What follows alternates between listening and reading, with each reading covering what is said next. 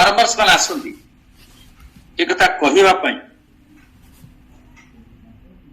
ଯେ ଯୋଉ ଲକ୍ଷ୍ୟ ଅଛି ଇଏ ଶାଶ୍ୱତ ଆଉ ଚିରନ୍ତନ ଲକ୍ଷ୍ୟ, ସେଠୁ ତମେ ଛାଡିକରି ଯାହା ପଛରେ ଅଛ ସେଇଟା ଚିରନ୍ତନ ଲକ୍ଷ୍ୟ ନୁହେଁ, ଇଏ ଏକ କ୍ଷଣସ୍ଥାୟୀ ଲକ୍ଷ୍ୟ।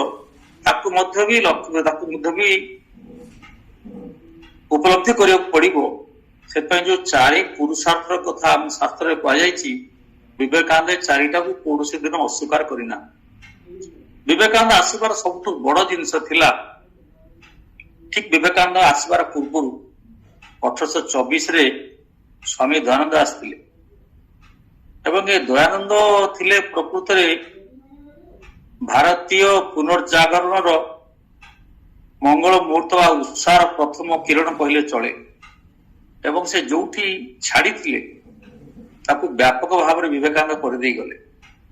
ମୁଁ ବିବେକାନନ୍ଦ କୌଣସି ଗୋଷ୍ଠୀ, କୌଣସି ମିଶନ, କୌଣସି ନ ନେଇ ଏ ପ୍ରବୁଦ୍ଧ ଭାରତର ଯୁଗ ଯୁଗରେ ଚାଲି ଆସୁଥିବା ସନାତନ ଧର୍ମର ଏକ ମୂର୍ତ୍ତିମନ୍ତ ବିଗ୍ରହ ରୂପେ ଚିନ୍ତା କରେ, ଯୋଉ ପରମ୍ପରା ଅନାଦି କାଳରୁ ଏ ସମାଜରେ ଚାଲି ଆସିଛି।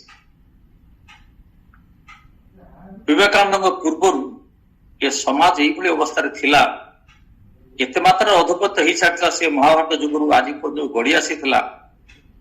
ରାଜା ଥିଲେ, ଦିଗ୍ବିଜୟୀ ସମ୍ରାଟ ଥିଲେ, ଜ୍ଞାନୀ ମାନେ ଥିଲେ, କିନ୍ତୁ ସମାଜ ଜୀବନ ବୋଲି ଜିନିଷ ହିଁ ନଥିଲା। ସମସ୍ତେ ଆସିଛନ୍ତି, ସମ୍ପ୍ରଦାୟ କରିଛନ୍ତି, ବ୍ରହ୍ମ ପ୍ରାପ୍ତି, ମୋକ୍ଷ, ନିର୍ବାଣର କଥା କହିଛନ୍ତି, ଏ ସଂସାରରୁ ପଳେଇ ଯିବାର କଥା କହିଛନ୍ତି, ଏ ସଂସାର ଦୁଃଖମୟ ନିରାନନ୍ଦ, ଚାଲ ପଳେଇ ଚାଲ ଏ କଥା କହିଛନ୍ତି। এইଭଳି ଭୟଙ୍କର ନିରାନନ୍ଦମୟ ବାତାବରଣ ଭିତରେ ଭକ୍ତିର ବା ଭକ୍ତିବାଦ ଆସିବା, ଯୋଉ ଯୋଉ ବାଦ ଆସିଛି ଏହାର ମୂଳ କାରଣ ହଉଛି ନିଜର ସ୍ୱାର୍ଥପର ଚିନ୍ତାଧାରା, ଯେ ମୁଁ ହିଁ ଯିବି ପରମ ଗତି ପ୍ରାପ୍ତ ହେବି, ମତେ ହିଁ ବ୍ରହ୍ମ ମିଳୁ, ମତେ ମୋକ୍ଷ ମିଳୁ, ମତେ ନିର୍ବାଣ ମିଳୁ। এইଭଳି ଭୟଙ୍କର ସ୍ୱାର୍ଥପରତାର ଧର୍ମ ଭିତରେ ଯୋଉ ଭୟଙ୍କର ସ୍ୱାର୍ଥପରତା ଆସିଥିଲା, ଦୁଇଟା ସନାତନ ଯୋଉ ଚିନ୍ତନ ଥିଲା ସେ ଆନନ୍ଦମୟ ଥିଲା। ପୂର୍ଣ୍ଣ ମଧ ପୂର୍ଣ୍ଣ ବିଦମ ପୂର୍ଣ୍ଣାଥ ପୂର୍ଣ୍ଣ ମୁଦ୍ୟତେ, ସେ ହିଁ ପୂର୍ଣ୍ଣ, ତାଙ୍କ ମାୟା ପୂର୍ଣ୍ଣ, ତାଙ୍କ ମାୟା ଯୋଗୁଁ ଏ ଜଗତ ମଧ୍ୟ ପୂର୍ଣ୍ଣ। ଏ ଜଗତ ସଚିଦାନନ୍ଦର ସ୍ୱରୂପ, ତେଣୁ ଜଗତ ହିଁ ଆନନ୍ଦମୟ। ଏଇ ଜଗତ ଆନନ୍ଦମୟ ଭିତରେ ଏଭଳି ଏକ କାଳଖଣ୍ଡ ଆସିଲା, ଏ ସଂସାର ଦୁଃଖମୟ, ଏ ତୃଷ୍ଣାର ବିସର୍ଜନରେ ଆନନ୍ଦ ପ୍ରକାଶ ପାଇବ, এইଭଳି ଏକ ଭାବଧାରା ଭିତରେ ପଶିଗଲା। କରୁଣା ପ୍ରଜ୍ଞାର ଯୋଉ କଥାବାର୍ତ୍ତା ଥିଲା ତାର ଏମିତି ଏକ ଓଲଟା ଅର୍ଥ କରାଗଲା। ଆଜି ମଧ୍ୟ ବି ସେ ବନ୍ଦ ହେଇନି, ଆଜି ମଧ୍ୟ ସେ ପ୍ରକ୍ରିୟା ବନ୍ଦ ହେଇନି। ସମାଜ ଜୀବନକୁ ଛାଡି ବ୍ୟକ୍ତିଗତ ସ୍ତରରେ ଆମେ ଉପରକୁ ଯିବୁ, ଏହି ଥିଲା ଚିନ୍ତନର ମୂଳ ଉଦ୍ଦେଶ୍ୟ। ଯୋଉ ସମୟରେ ଦୁଇ ମହାପୁରୁଷ ଭାରତ ବର୍ଷରେ ଅବତୀର୍ଣ୍ଣ ହେଲେ, ସ୍ୱାମୀ ଦୟାନନ୍ଦ ଓ ସ୍ୱାମୀ ବିବେକାନନ୍ଦ ଉପରେ। ସ୍ୱାମୀ ବିବେକାନନ୍ଦ ଜ୍ଞାନ ଯୋଉ ପାଇଛନ୍ତି ନା ଗୁରୁଙ୍କ ଠାରୁ, ସେ ମଧ୍ୟ ଆଚାର୍ଯ୍ୟର ବଡ ସୁନ୍ଦର ଭାବେ ତାଙ୍କ ଗୁରୁଙ୍କର କଥା ଲେଖିଛନ୍ତି ଯେ ଯେତେବେଳେ ଆଶୀର୍ବାଦ ପ୍ରାପ୍ତ ହୁଏ, କିଭଳି ଏକ ସାଧାରଣ ଲୋକ ମଧ୍ୟ ବ୍ରହ୍ମଜ୍ଞାନୀ ହେଇଯାଏ, ବ୍ରହ୍ମଦର୍ଶୀ ହେଇଯାଏ, ଛୋଟ ଛୋଟ କଥାରେ ତା ଶିଷ୍ୟ ମାନଙ୍କୁ ବିରାଟ ବଡ ତତ୍ଵ ବୁଝେଇ ପାରେ, ତାଙ୍କ ମଧ୍ୟ ଆଚାର୍ଯ୍ୟ ଦେବ ଭିତରେ ଅଛି।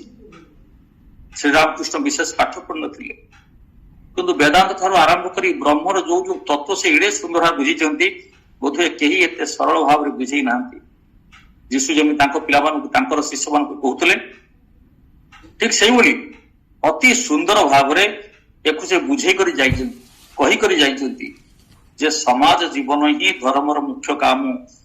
ସେଥିପାଇଁ ତ କେତେ କିଏ ଘୋଡା ଚଢା ସନ୍ନ୍ୟାସୀ କହିଛି, କିଏ କହିଛି ଆରେ ଇଏ ତ ବିଷୟ ପ୍ରପଞ୍ଚରେ ମତ ସନ୍ନ୍ୟାସୀ, ଇଏ କଣ ବସିକି ଯୋଗ କରୁନାହିଁ, ରିଲିଫ ବାଣ୍ଟିବା ପାଇଁ, ଚାଉଳ ବାଣ୍ଟିବା ପାଇଁ କହୁ ତା ଶିଷ୍ୟମାନଙ୍କୁ କହୁଛି। ଏବଂ ଇଏ କଣ କହୁଛି, ଏଠି ବନ୍ୟା ହେଲାଣି, ଏଠି ଦୁର୍ଭିକ୍ଷ ହେଲାଣି, ସେଠି ମରୁଡି ପଡିଲାଣି, ସେଠିକି ଚାଲ। ଲୋକମାନଙ୍କୁ କେବଳ ସେତିକି କହିଲା, ନିଜେ ଫାଉଡା ଧରିକି ତାଙ୍କ ଗୁରୁଦେବଙ୍କର ଇଏକୁ ସମାଧି ପାଖରେ ଖୋଳିଛନ୍ତି ଗଛ ଲଗେଇବା ପାଇଁ, ସମାଧି କରିବା ପାଇଁ। ତେଣୁ ସେ କହୁଥିଲେ ଯେ ଏ ଦେହଟା ହିଁ ଛାଡି ଦେଇକି ପଳେଇବା, ବା ଏ ଦେହଟା ହିଁ କିଛି ନୁହେଁ।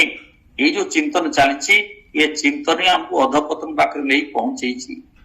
ସେତେବେଳେ ମଧ୍ୟ ବହୁତ ଲୋକ ଥିଲେ, ଇଂରେଜ ମାନଙ୍କର ଅତ୍ୟାଚାର ଗୋଟେ ପଟେ ଚାଲୁଥିଲା, ଆଉ ଜ୍ଞାନୀ ଗୁଣୀ ମାନେ ଇଂରେଜଙ୍କର ତୋଷାମତ କରିବା ପାଇଁ ଥିଲେ। ଜାହାଙ୍ଗୀରଙ୍କର ଦରବାର ଥିଲା, ସେଠି ପଣ୍ଡିତ ଯଶରାଜ ଏପଟରେ ହୁଣା ଖାଉଥାନ୍ତି, ସେପଟରେ ପଣ୍ଡିତ ଜଗନ୍ନାଥ ବସିକରି କହୁଥାନ୍ତି ଦିଲ୍ଲୀ ସ୍ୱରେବା ଜଗଦୀଶ ସ୍ୱରେବା, ମୋ ପେଟ ପୁରୁଛି ସେଇଟା ହିଁ ଠିକ ଅଛି, ବାକି ଲୋକ ରହିଲେ କେତେ ମୋର କିଛି ବୁଝିବାର ନାହିଁ। ଯୋଉ ଦେଶରେ ରନ୍ତିଦେବ କହୁଥିଲେ କାମ ଏ ଦୁଃଖ ତତ୍ତାନାମ ପ୍ରାଣୀନାମ ଆର୍ତ୍ତନାଶନମ, ଏ ଭଗବାନ ମୋ ଦେହର ପତନ ହେଇଯାଉ, ଯଦି ମୋ ଦେହର ପତନ ବିନିମୟରେ, ମୋର ପୁଣ୍ୟ ବିନିମୟରେ ଏ ଜଗତରେ କଷ୍ଟ ପାଉଥିବା ପ୍ରାଣୀ ମାନଙ୍କର କିଛି ଉନ୍ନତି ହେଇପାରିବ, କିଛି ଆନନ୍ଦ ପ୍ରଦାନ ହେଇପାରିବ ତାହେଲେ ଭଗବାନ ମୋରେ ଶରୀରକୁ ତମେ ନିଃଶେଷ କରିଦିଅ। ରାଜା ଶିବି, ରାଜା ଉଷିଧର ସମସ୍ତଙ୍କର ଉଦାହରଣ ଆମ ସାମ୍ନାରେ ଅଛି। ସବୁ ଜାଗାରେ ଚାରି ପୁରୁଷାର୍ଥ ଭିତରେ ସମାଜ ଜୀବନ ହିଁ ମୁଖ୍ୟ। ସମାଜ ପ୍ରତି ଲଜ୍ଜା, ବ୍ୟକ୍ତିଗତ ସ୍ୱାଧୀନତା ସମାଜ ଜୀବନର ଏକ ପରିପୂରକ ବା ତାର ଏକ ଅଙ୍ଗ ମାତ୍ର। ବ୍ୟକ୍ତିଗତ ଜୀବନ ପାଇଁ ସମାଜ ତିଆରି ହେଇନାହିଁ, ସମାଜ ପାଇଁ ବ୍ୟକ୍ତି ତିଆରି ହେଇଛି। ଇଏ ହଉଛି ଚେତନାର ଉର୍ଦ୍ଧ୍ୱତମ ଅବସ୍ଥା। ଜଙ୍ଗଲୀ ଜାନୁଆର ମାନେ ପଶୁ ମାନେ ଏମାନଙ୍କର ବ୍ୟକ୍ତିଗତ ଜୀବନ ଥାଏ। ମଣିଷର କେବଳ ସାମାଜିକ ଜୀବନ ଥାଏ, ପରମାର୍ଥର ଜୀବନ ଥାଏ, ପରାର୍ଥର ଜୀବନ ଥାଏ। କୌଣସି ପଶୁ ପାଖରେ ପରାର୍ଥ ଜୀବନ ନଥାଏ। ସେଥିପାଇଁ ଏକୁ ଗୋଟାଏ ମାତ୍ର ଶବ୍ଦରେ ଆମ ପୂର୍ବପୁରୁଷ ଆମକୁ ଧର୍ମ ବୋଲି କହି ଯାଇଛନ୍ତି। ଧର୍ମ ତେଷା ଅଧିକ ବିଶେଷା ଧର୍ମେଣ ହୀନା ପଶୁ ଭି ସମାନ। ମୁଁ ଆପଣଙ୍କୁ ବିବେକାନନ୍ଦ କେବେ ଜନ୍ମ ହେଲେ କଣ ଯାଇ କହିଲେ ତା କହିବାକୁ ଚାହେଁ ନାହିଁ। ବିବେକାନନ୍ଦଙ୍କର ଆମ ଉପରେ ପ୍ରଭାବ କୌଣସି ମୁଁ ତାରି ଉପରେ କହିବା ପାଇଁ ଚାହୁଁଛି। ଆମେ ସବୁ ଜାଣୁ ତାଙ୍କ ବାପା କଣ ଥିଲେ, ତାଙ୍କ ମା କଣ ଥିଲେ, ସେ କୋଉଠି କହିଲେ, ଚିକାଗୋ କେମିତି ଗଲେ, ଏସବୁ କଥା ଆପଣ ସବୁ ଜାଣନ୍ତି। ମୁଁ ତାକୁ ଆଉ ଥରେ ଦୋହରିବାକୁ ଚାହୁଁନି ବା କହିବା ପାଇଁ ଚାହେଁ ନାହିଁ। କିନ୍ତୁ ଆମ ଜୀବନ ପ୍ରତି ସମାଜ ଯୋଉ ଜୀବନ ଭିତରେ ବା ଆମ ଏଇ ଭାରତୀୟ ରାଷ୍ଟ୍ର ଜୀବନ ଭିତରେ ବିବେକାନନ୍ଦଙ୍କର ଗୁରୁତ୍ୱ କଣ ଅଛି ତାହା ହଉଛି ବଡ କଥା। ଆମେ ଏତେ ଭିତରେ ବିବେକାନନ୍ଦ କାହିଁକି ମନେ ପକାଉଛୁ? ବିବେକାନନ୍ଦ ଯାଇଛନ୍ତି ଭାରତବର୍ଷକୁ, ବୁଲିଛନ୍ତି, ଭାରତର ଦୁଃଖ ଦେଖିଛନ୍ତି, ଦାରିଦ୍ର୍ୟ ଦେଖିଛନ୍ତି, ସମାଜକୁ ଦେଖିଛନ୍ତି, କେରଳ ଦେଖୁଛନ୍ତି ମଣିଷ ପ୍ରତି ଘୃଣା। ଯୋଉ ମାଟିରେ ବ୍ରହ୍ମର କଥା କୁହାଯାଉଥିଲା, ଖଳିଗମ ବ୍ରହ୍ମ କୁହାଯାଇଥିଲା, ଅହମ ବ୍ରହ୍ମସ୍ତ୍ରୀ କୁହାଯାଇଥିଲା, ସେଇ ଜାଗାରେ ଲୋକମାନେ ହରିଜନ ମାନଙ୍କୁ ଘୁଞ୍ଚେଇ ଦେଇ କହୁଛନ୍ତି ଭୋ ଭୋ ଭୋ ଭୋ କହିକି ହରିଜନ ଆସିବ। ଆହୁରି ଅତ୍ୟାଚାରର କାହାଣୀ ଅଛି। କେତେ ସତ କେତେ ମିଛ ତାହା କହିବା କଥା ପଡିନାହିଁ। ତାହା କେତେ ବ୍ୟାପକ କେତେ ସୀମିତ କହିବାର ଦରକାର ପଡୁନାହିଁ। କଥା ହଉଛି ଏଇଭଳି ଏକ ବ୍ୟବସ୍ଥା ହିଁ ଥିଲା, ଏଇଭଳି ଏକ ଚିନ୍ତନ ଥିଲା ଯୋଉ ମଣିଷକୁ ଭଗବାନ ତିଆରି କରିଛନ୍ତି। ଗୋଟେ କଥା କୁହାଯାଇଛି, ସେଇ ମଣିଷ ସେଇ ବ୍ରହ୍ମ ଭଗବାନଙ୍କର ପିଲାମାନଙ୍କ ପ୍ରତି ଏଭଳି କଦର୍ଯ୍ୟ କୁଶ୍ଚିତ ଚିନ୍ତାଧାରା ଦେଶରେ ଆସିଥିଲା। ସେ କଥା ଦେଖିକରି ସ୍ୱାମୀ ବିବେକାନନ୍ଦ କଷ୍ଟ ପାଉଥିଲେ। ସିଧା ଭାବରେ କହିଲେ କେରଳ ପାଗଳଖାନା ବନିଗା ହେ। ଏ କେରଳ ପାଗଳଖାନା ହେଇଗଲାଣି। ଯୋଉଠି ଏ ବ୍ରହ୍ମର ଚିନ୍ତନ ଥିଲା ସେଇ ଜାଗାରେ ଆଜି ପ୍ରତି ମୁହୂର୍ତ୍ତରେ ବ୍ରହ୍ମର ଅପମାନ କରାଯାଇ ଚାଲିଛି ବା ବ୍ରହ୍ମର ଅପମାନ ଚାଲିଛି। ତେଣୁ ସ୍ୱାମୀ ବିବେକାନନ୍ଦ ସେଇଠୁ ଆରମ୍ଭ କଲେ ଯେ ଯୋଉମାନଙ୍କର ବ୍ରହ୍ମ ପ୍ରାପ୍ତି ସେମାନେ ଠିଆ ହବ, ମୁଁ ତମକୁ ଦୁଇ ଚାରି ପାହାରେ ବାଡେଇବି, ମୁଁ ଦେଖିବାକୁ ଚାହୁଁଛି ତମେ କୋଉ ବ୍ରହ୍ମରେ ଅବସ୍ଥାନ କରୁଛ, କୋଉ ସ୍ଥିତ ପ୍ରଜ୍ଞ ଅବସ୍ଥାରେ ଅବସ୍ଥାନ କରୁଛ। ଯେତେବେଳେ ତମକୁ ସୁଖେ ଇଏ ଦୁଃଖେ ସୁଖେ କୁହାଉଛି ଯେ ତୁମ ପାଇଁ ପାଣି ଆଉ ଗରମ ପାଣି ଥଣ୍ଡା ପାଣି ସମାନ, ତମ ପାଇଁ କାଠ ଆଉ ପଥର ସମାନ, ତମ ପାଇଁ ସୁନା ଆଉ ଟେଳା ଇଏ ମାଟି ଗଦା ସମାନ। ଏଇଭଳି ଅବସ୍ଥାରେ କେତେ ଜଣ ଆସ, ମୁଁ ଦୁଇ ଦୁଇ ପାହାରେ ତମକୁ ପିଟିବି, କେତେ ଜଣ କାଟୁଣେ ଦେଖିବା। ତାର ପରିତାନ କହିବାର ଉଦ୍ଦେଶ୍ୟ ଥିଲା ଏ ଦେହ ହିଁ ସାଧନାର ଦ୍ୱାର, ଏ ଦେହ ନର୍କର ଦ୍ୱାର ନୁହେଁ। ଆରେ ସୁଖା ଖଡଖଡ କହିକରି ଏ ଦେହକୁ ଫୋପାଡ଼ି ଦେବାର କଥା ନାହିଁ, ଏ ଦେହକୁ ନିନ୍ଦା କରିବାର କଥା ନାହିଁ। ଏ ଦେହ ହଉଛି ସାଧନା ମାର୍ଗ। ଥରେ ଦେହ ଚାଲିଗଲା ପରେ ସାଧନା ପାଇଁ କିଛି ରହେ ନାହିଁ। ଏଇ ଯୋଉ ଶୂନ୍ୟବାଦର କଥା ଚାଲିଥିଲା, ଯୋଉଟା ପୂର୍ଣ୍ଣ ଥିଲା ଏଇଟା ଶୂନ୍ୟ ହେଇକରି ପହଞ୍ଚିଗଲା। ଏ ଶୂନ୍ୟକୁ ବିଶ୍ୱାସ କରି ପୂର୍ଣ୍ଣର ବିଶ୍ୱାସ କରି ସେ ଆଉ ଥରେ ସମାଜ ଜୀବନର କଥାବାର୍ତ୍ତା ଆରମ୍ଭ କଲେ, ମିଶନ ତିଆରି କଲେ, ସନ୍ନ୍ୟାସୀ ମାନଙ୍କର ଗୋଷ୍ଠୀ ତିଆରି କଲେ। ଏ ସନ୍ନ୍ୟାସୀ ଯୋଉ ଥିଲା ତାକୁ ଗୋଟେ ସଂଘ ରୂପରେ ତାକୁ ରୂପ ଦେଲେ। ଏ ସଂଘ କଣ ପାଇଁ? ସମାଜ ଜୀବନକୁ ଉଦ୍ଧାର କରିବା ପାଇଁ। ଦୁଃଖ ଦାରିଦ୍ର୍ୟ ସବୁ ଜାଗାରେ ରାମକୃଷ୍ଣ ମିଶନ ଛିଡା ହେଲା। ତାଙ୍କ ଗୁରୁଙ୍କ ଅନୁସାରେ ମିଶନ ନିଜ ନାଁରେ କରିନାହାନ୍ତି, ତାଙ୍କ ଗୁରୁଙ୍କ ନାଁରେ ମିଶନ କରିକରି ଗଲେ, ତାଙ୍କ ଗୁରୁଙ୍କୁ ମହାନ କରିଗଲେ। ନିଜର ଜୀବନ ବିନିମୟରେ ଏ ସମାଜ ଦେଖିଲା ଯେ ଶିଷ୍ୟ ଏଇଭଳି ଯେ ତାର ଗୁରୁକୁ ହିଁ ମହାନ କରିଦେଇପାରେ। ଗୁରୁ ତ ସୂର୍ଯ୍ୟ ଭଳିଆ, ବହୁତ ଶିଷ୍ୟଙ୍କୁ ସେ ସୂର୍ଯ୍ୟର ଆଲୋକ ପାଇଥିଲେ, ବହୁତ ଶିଷ୍ୟ ପାଇଥିଲେ, କିନ୍ତୁ ତାର ଗୋଟାଏ ମାତ୍ର ବିବେକାନନ୍ଦ ବାହାରିଲା। ତାର କାରଣ ଯେ ଯିଏ ଗୁରୁକୁ ଯେଭଳି ଭାବରେ ଜାଣେ, ଯେଭଳି ଭାବରେ ଅନୁଭବ କରେ, ତାର ବିକାଶ ସେଇଭଳି ହୁଏ, ତାର ପ୍ରକାଶ ସେଇଭଳି ହୁଏ। ଗୋଟାଏ ସୂର୍ଯ୍ୟ ବିଭିନ୍ନ ଆଡେ ପଡୁଛି, କେବଳ ନିରୋଳ ଜଳ ଯେମିତି ଗ୍ରହଣ କରୁଛି, ସେଇଭଳି ଶିଷ୍ୟ ହୁଏ। ଗୁରୁ ଉପରେ ସବୁ ଶିଷ୍ୟ ଉପରେ ସମାନ ଭାବରେ କରୁଣା ଥାଏ। କିନ୍ତୁ କେତେ ପରିମାଣରେ ପ୍ରକାଶିତ ହବ, କୋଭଳି କାଚ କେତେ ସୁନ୍ଦର କାଚ ଥିବ, ସେ ତାଙ୍କ ଗୁରୁକୁ ସେତିକି ପ୍ରତିଫଳିତ କରିବ। ଏଇଭଳି ଭାବରେ ମଧ୍ୟ ଆଚାର୍ଯ୍ୟ କେତେ ସୁନ୍ଦର ଭାବରେ ତାଙ୍କ ଗୁରୁକୁ ସେ ବର୍ଣ୍ଣନା କରୁଛି, ପଢିବ ଜାଣିପାରିବ। ଆମେ ବହୁତ ଭାବୁ ଆମେ ବିବେକାନନ୍ଦ ଭଳି ହେଇଯାଆନ୍ତୁ, ନେପୋଲିୟନ ଭଳି ସମ୍ରାଟ ପାଲଟି ଯାଆନ୍ତୁ, ଆମେ ମହାତ୍ମା ଗାନ୍ଧୀ ପାଲଟି ଯାଆନ୍ତୁ, ରାତିରେ ଜ୍ଞାନୀ ପାଲଟି ଥରେ ବହି ପଢିଦେଲେ ଆମର ମନେ ରହିଯାନ୍ତା। କିନ୍ତୁ ତା ପାଇଁ ଯୋଉ ସାଧନା ଦରକାର, ଯୋଉ ବ୍ରହ୍ମଚର୍ଯ୍ୟର ଆବଶ୍ୟକତା ଅଛି, ଯୋଉ ପ୍ରଯତ୍ନର ଆବଶ୍ୟକତା ଅଛି, ତାକୁ ଯୁବ ସମାଜ କରିବା ପାଇଁ ପ୍ରସ୍ତୁତ ନୁହେଁ। ଭାରତବର୍ଷ ଯୁବ ସମାଜକୁ ସେ ଯୋଉ ଉପଦେଶ ଦେଇଛନ୍ତି ତା ଭିତରେ ଏଇ କଥା ହିଁ ଅଛି ଯେ ଯେତେ ବଡ ଲକ୍ଷ୍ୟ ରଖିବ, ଜଣେ ବିରାଟ ଲକ୍ଷ୍ୟ ରଖିବ, ସେଇ ଅନୁସାରେ ସେଇଭଳି ସାଧନା କରିବାକୁ ପଡିବ। ସବୁତକ ସାଙ୍ଗରେ ହେଇପାରିବ ନାହିଁ। ସେ ଯୋଉ ଯିଏ ପଢିଥିବ ରାମକୃଷ୍ଣ କଥା ଭିତରେ ସେ କହୁଛି ଯେ ଭବ ଜଳ ଯଦି ପାର ହେଇଯିବ ରାମ ନାମ କହିଲେ, କୃଷ୍ଣ କୃଷ୍ଣ କହିଲେ, ଆଉ ମୁଁ ଏଇ ପାଣି ପାର ହେଇକି ଗୁରୁଦେବ ଆପଣଙ୍କ ପାଖକୁ ଆସିପାରିବି ନାହିଁ। ଗୁରୁ କହିଲେ ତୁ ଏ ବଢି ପାଣିରେ ପଳେଇ ଆସିଛୁ, ଏଇ ପାଣି ମାନେ କୃଷ୍ଣ କୃଷ୍ଣ କହିକି? କହିଲା ହଁ। କହିଲେ ଚାଲୁ ମତେ ଟିକେ ଟିକେ ନଈ ପାର କରିଦେଲୁ, ସେ ଗୁରୁଙ୍କୁ ଧରିକରି ନେଇଛି, କୂଳ ପାଖରେ ପହଞ୍ଚେଇଛି ଏବଂ ଆରାମରେ ପୃଷ୍ଠ ପଶି ଯାଇଛି ଭିତରକୁ। ଗୁରୁ କହିଲେ ଆରେ ମୋର ତ ଗୋଡ ତିତି ଗଲେ, ମୋର ତ ଆସି ଘଣ୍ଟା ପାଣି ହେଲାଣି, ମୋ ଲୁଗା ତିତିଲାଣି। ଏ କହିଲେ ଗୁରୁଦେବ ଆପଣ ତ ଲୁଗାଟାକୁ ଟେକିକି ଧରିଛନ୍ତି, ଏପଟରେ କୃଷ୍ଣ କହିବେ ଆଉ ଲୁଗାଟାକୁ ଟେକିକି ରହିବେ, ଦିଟା ସାଙ୍ଗରେ କେମିତି ଚାଲିବ? ଏ ଅବସ୍ଥା ମଧ୍ୟ ଆଜି ଅବସ୍ଥା ସେଇଆ ହିଁ ଅଛି ଯୁବ ସମାଜ ପାଖରେ। ସାଧନା କରିବାକୁ ପଡିବ। ସ୍ୱପ୍ନ ଯେତେ ବଡ ହବ ସାଧନା ସେତେ ବଡ ହବ। ମୁଁ ସାଧନା ହିଁ କରିବି ନାହିଁ, କେବଳ ସ୍ୱପ୍ନ ଦେଖିବି, ଏ ସ୍ୱପ୍ନ କୋଉ ଦିନ ସାକାର ହେଇନାହିଁ। ଏ ଯୋଉ ଭାରତ ବର୍ଷ ହଜାର ଜାଣି ପୃଥିବୀର ସବୁତକ ସଭ୍ୟତା ଲୋପ ପାଇଯାଇଛି, କେବଳ ଗୋଟାଏ ମାତ୍ର ସଭ୍ୟତା ବଞ୍ଚିକରି ଅଛି। ହରିଥିବା ସହିତ ପାଇଥିବା ଇସ୍ରାଏଲ ଜାତିକି ଛାଡିଦେଲେ ଆଉ କୌଣସି ଜାତି ନାହିଁ ପୃଥିବୀରେ ଯେ ତାର ପୂର୍ବ ପୁରୁଷର ସେଇ ଗୌରବ ଅତୀତକୁ ଆଉ ଥରେ ମନେ ପକେଇ କହିପାରିବ ଆମେ କିନ୍ତୁ ବଞ୍ଚିକରି ଅଛୁ, ଆମେ କିନ୍ତୁ ରହିକରି ଅଛୁ। ତାର କାରଣ ଧର୍ମ ହଉଛି ଆମର ଆଧାର। ଏ ଧର୍ମ ଧାରଣ ତ ଧର୍ମ ମିଥ୍ୟା ଆଉ ଧର୍ମ ଧାରତ ପ୍ରଜା, ଇଏ ହଉଛି ସେଇ ଧର୍ମ ଯାହା ପ୍ରଜାକୁ ଧାରଣ କରେ ବା ପ୍ରଜା ଯାହାକୁ ଧାରଣ କରିବା ଉଚିତ।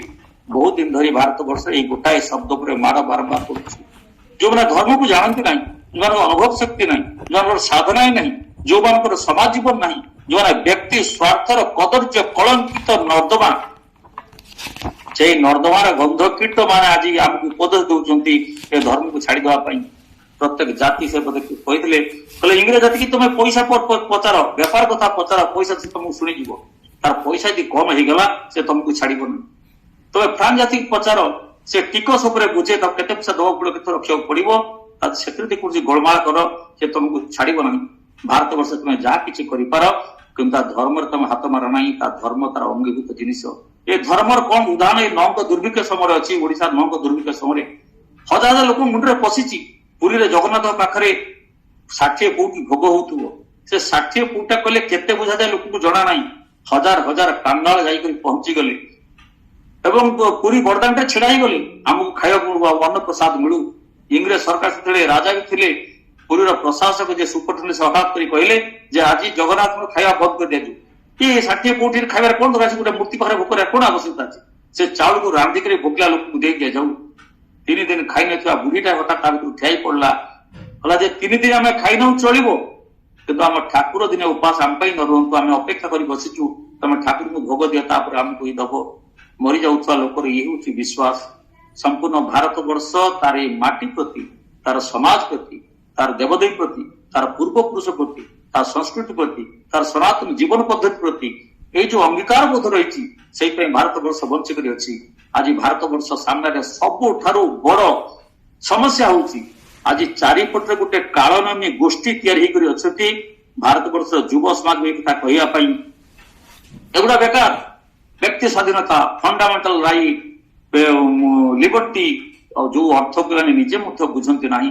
ଫ୍ରାନ୍ସ ଉଦ୍ଧାର କରି ଆଣିଛନ୍ତି ଜଷ୍ଟିସ, ଲିବର୍ଟି, ଇକ୍ୱାଲିଟି, ଫ୍ରାଟର୍ନିଟି, ଏ ଶବ୍ଦର ଅର୍ଥ କଣ ଯାହାକୁ ଜଣା ନାହିଁ।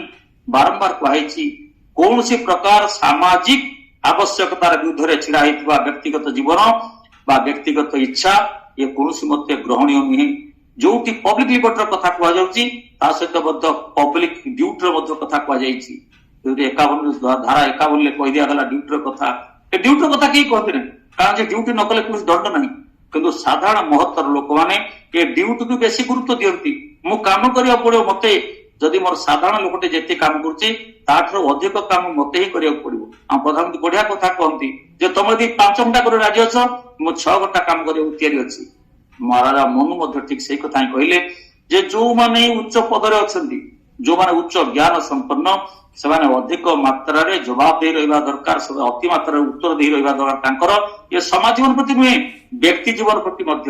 ରାତିରେ ଶୋଇଲା ବେଳକୁ କହିବା ଦରକାର ମୁଁ ଜୀବନରେ ଆଜି କିଛି ଭୁଲ କାମ କରିନାହିଁ, ଆଜି ଦିନରେ କିଛି ଭୁଲ କାମ କରିନାହିଁ, ମୁଁ କାହାକୁ ଭୁଲ ଉପଦେଶ ଦେଇନାହିଁ, କାହାର ସୁଯୋଗ ନେଇନାହିଁ ଠକିବା ପାଇଁ।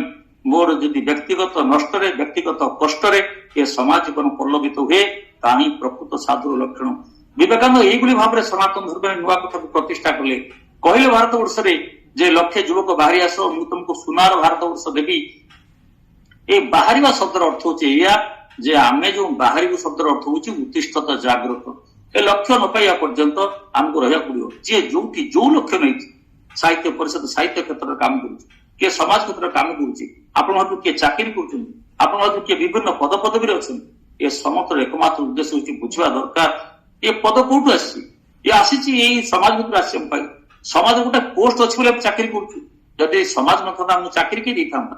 ସମାଜ ଆବଶ୍ୟକତା ଆମକୁ ଚାକିରି କିଏ ଦେଇଥାନ୍ତା, ସମାଜ ଆବଶ୍ୟକତା ଆମକୁ ବେପାର କିଏ ଦେଇଥାନ୍ତା। ଯାହାର ପଇସା ଅଛି, ଗର୍ବ ଅଛି, ମୋର ପଇସା ଅଛି ବୋଲି ବେପାର ହଉଛି। ଦେଖିବା ଗୋଟେ ନିର୍ଘାତ ପଲ୍ଲୀ ଅଞ୍ଚଳରେ ପାହାଡ ଉପରେ ଯାଇ ଗୋଟେ ଦୋକାନ ଖୋଲିଦିଅ 50 ଲକ୍ଷ ଖର୍ଚ୍ଚ କରି, ଯୋଉଥିରେ ଏସି ଟିଭି ଫ୍ରିଜ ଦୋକାନ ଖୋଲିଦବ, ବେପାର ହବ? ତମେ ଯୋଉଠି ଲୋକଙ୍କ ଚାହିଁବ, ଯୋଉମାନଙ୍କର ପର୍ଚେଜିଂ କାପାସିଟି, କିଣିବାର ଶକ୍ତି ଅଛି, ସେଇମାନଙ୍କ ପାଖରେ ହିଁ ଇଏ ବେପାର ଚାଲିପାରିବ। ତେଣୁ ଆମେ ସମସ୍ତେ ପ୍ରକାରାନ୍ତରେ ସମାଜକୁ ନିର୍ଭରଶୀଳ। ବିନା ସମାଜରେ ବ୍ୟକ୍ତିର କୌଣସି ସ୍ଥିତି ନାହିଁ। ଯଦି ବିନା ସମାଜରେ ବ୍ୟକ୍ତିର ସ୍ଥିତି ନାହିଁ, ତାହେଲେ ବ୍ୟକ୍ତିଗତ ଇଚ୍ଛାର ମୂଲ୍ୟ ଉଚ୍ଚ କୋଉଠି? ବ୍ୟକ୍ତିଗତ ଇଚ୍ଛା ଯେତେବେଳେ ସମାଜର ପରିପୂରକ ହୁଏ, ତାକୁ ବଳେ ଇଚ୍ଛା କୁହାଯାଏ। ଯେତେବେଳେ ବ୍ୟକ୍ତିଗତ ଇଚ୍ଛା ସମାଜର ପରିପୂରକ ହବ ନାହିଁ, ସେଟାକୁ ସ୍ୱେଚ୍ଛାଚାର କୁହାଯାଏ, ସେଟାକୁ ସ୍ୱାଧୀନତାର ଅପବ୍ୟବହାର କୁହାଯାଏ।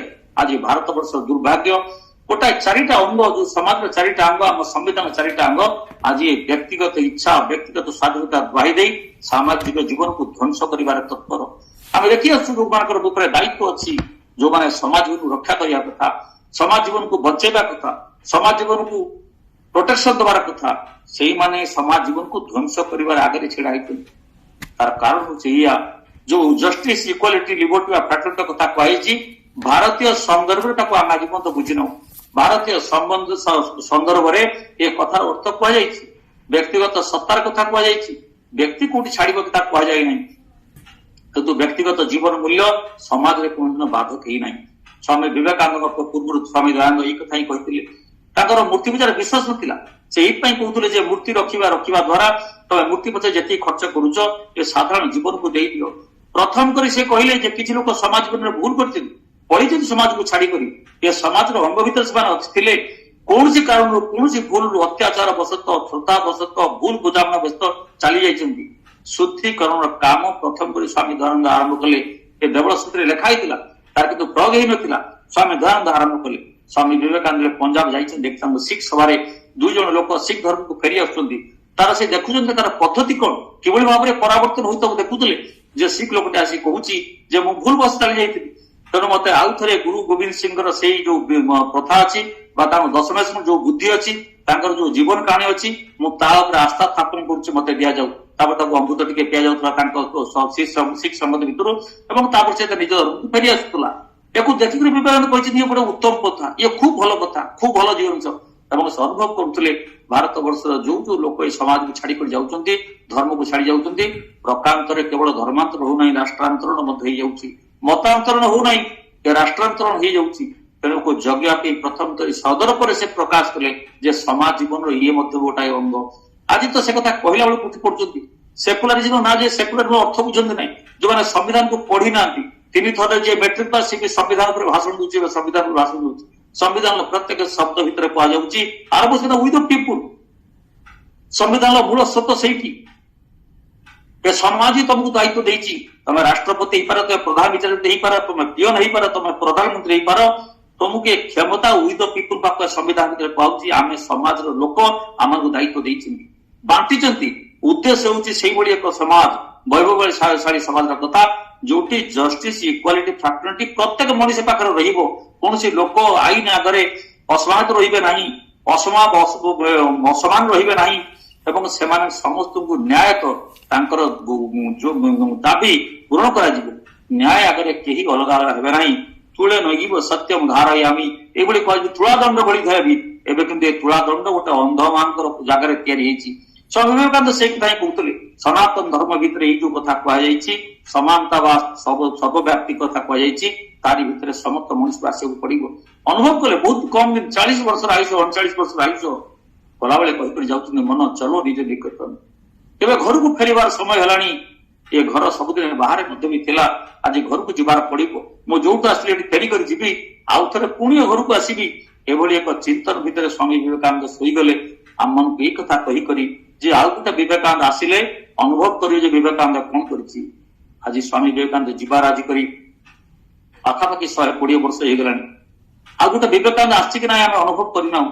ଆମେ କେତେ ପରିମାଣରେ ବିବେକାନନ୍ଦ ହେଇଛୁ, କେତେ ପରିମାଣ ବିବେକାନନ୍ଦକୁ କହିପାରିବୁ ଯେ ତମରି ଅପେକ୍ଷା କରିଥିବା ବିବେକାନନ୍ଦ ମୁଁ ହିଁ ତମ କଥା ଶୁଣିବାକୁ ରାଜି ଅଛି, ତମରି ଭଳି ହବା ପାଇଁ ରାଜି ଅଛି, ତମର ଭଳି ସାଧନା କରିବାର ଆବଶ୍ୟକତା ଅଛି।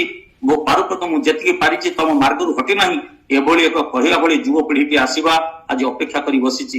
ସ୍ୱାମୀ ବିବେକାନନ୍ଦ ଆତ୍ମା ଯୋଉଠିକି ଥାଉ, ସେ ମୋକ୍ଷ ପ୍ରାପ୍ତି ହେଇଥାନ୍ତୁ, ଦେଶରେ ପୁଣି ଥରେ ଜନ୍ମ ହେଇଥାନ୍ତୁ, किंबा से लक्षे युव 100,000 लोक बा लक्षे युवक खोजुवा विवेकानंद हूँ पाखे पहुंची पारिबा कहि पारिबा खोजी पारिबा कोठी से विवेकानंद अच्छी जे कथा कहि पारिबो आउ जन विवेकानंद अपेक्षा करिछि जे परम वैभवशाली भारत वर्ष प्रबुद्ध भारत वर्ष दे पारिबो युग युगर सनातन भीतर एक प्रफुल्लित भारत वर्ष दे पारिबो जहाँ विश्व को आलोक देखो विश्व गुरु होकर छिड़ा हम जो प्रबुद्ध भारत स्वप्न स्वप्न भारत ये अटक ठारू कटक पर्यंत गछ ठारू पुणी कुमारिका गछ ठारू पुणी कामाख्या पर्यंत ए व्याप्त तीर्थ क्षेत्र भितर तीर्थ भूमि भितर अमर भारत आमार भारत जो से कहते अमर भारत एवं मोर भारत ये सबुदिन युवपीढ़ी की जो कथा कहीकर जाइए आज समस्त आप शुणुंट जीवन कहानी कहवाक चाहे ना बाणी के ढंग से कहवाक चाहे विवेकानंद अपेक्षा करते गोटे विवेकानंद को आम आउ थे से विवेकानंद हवा आम भावे आम अयोग्य लोक विवेकानंद हो पार ना आम विवेकानंद स्वप्न को सार्थक कर जदि से 100टा घर स्वप्न देखते जदि गोटाए घर कण को आम भी सजाड़ी दे पारू गोटाए घर कण को सजाड़ी पारू ताल विवेकानंद को ठीक श्रद्धांजलि देचु ठीक मन पकईचु शुणुवा जो अनुमान को सही कथा ही कही मोर वाणी की विराम देवाक चाहिए जे विवेकानंद जो शिवम भूता शिवम पूजित कही विवेकानंद से अपेक्षार भारत अमर भारत विश्वगुरु भारत प्रबुद्ध भारत तैयारी करने आम मान पाखे आम कांधे आसिक दायित्व पहुंची किए किए न बुझा दरकार ना मु केते परिमाण करी मोर सामर्थ्य केते अच्छी से मते कौन साधना करिया पड़िबो मन भितर दायित्व नबार अच्छी मन भितर चिंतन नबार अच्छी ताहले आमे प्रकृत श्रद्धांजलि जणै परिबा स्वामी विवेकानंद को प्रकृत नमन करि परिबा प्रकृत प्रणाम करि परिबा प्रकृत तांकर योग्य दाद बोली युक्ति करि परिबा एति कहि मोर वाणी की विराम दूची आपन को आउ थरे भगवान को ये आउ थरे से स्वामी विवेकानंद वाणी आपन को प्रेरित करू प्रकृतित करू बारंबार आपन कान रे कहू उत्तिष्ठत जागृत प्राप्य वरा निबोधित विश्वगुरु भारत वर्ष लक्ष्य सिद्ध पर्यंत आम ही चलवा आम साधना जारी रखा उत्तर पीढ़ी कथा कहीकि जा सांग मान बंधु मान कहवा यही कथा ही आम ध्येय हो लक्ष्य हो चिंतन हो एति मोर वाणी की विराम दूची आपन समस्त आउ थे नमस्कार।